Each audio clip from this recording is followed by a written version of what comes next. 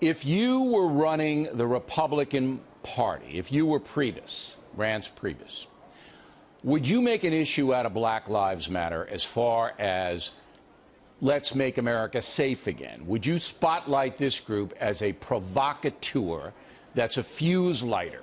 Would you do that? Well, I think it's already been done by Donald Trump, and whether Reince Priebus likes it or not, Donald Trump has pretty much done that.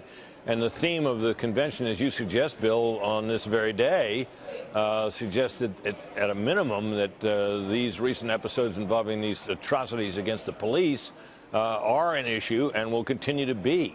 You know, Donald Trump is now saying, in a way no one has since 1968, that he's the law and order candidate. So there you are, and Black Lives Matter, of course, is at the center of that whole issue. And I, by the way, would say about Black Lives Matter that I think it is that while the statement standing by itself is unobjectionable, but if to the extent that it was responded to by people remarking that all lives matter, and those people were roundly denounced in some quarters, to the point where you may recall Governor O'Malley of Maryland, former Governor O'Malley of Maryland, was forced to apologize for saying that gives you some idea of the nature of this movement and the nature of the thinking that goes into it.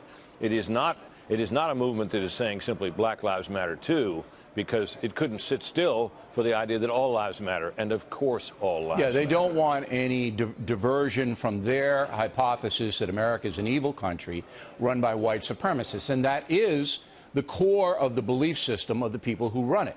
But there are two essential questions here. One is a political question. I believe that if there are a few more police shootings, this will become the dominant campaign theme between Donald Trump and Hillary Clinton. That's how intense this situation is. It'll override the economy and terrorism if there are some more, okay? Black Lives Matter is in the middle of it. However, right now, is it politically smart, and we're going to ask Donald Trump, as I said, about this, to define it, to make Black Lives Matter the evildoer, thereby alienating many African Americans because they're tied in, some of them, many of them, to that movement. So is that a smart political thing to do now? Well, what I'd say, Bill, is that to some extent you have to look at, just looking at this with sort of cold political calculus. Yes. How many African Americans are going to vote for Donald Trump? And I would say that if you're talking about any African American that is profoundly sympathizes with the Black Lives Matter movement, Donald Trump's chance of getting that person's vote is pretty remote.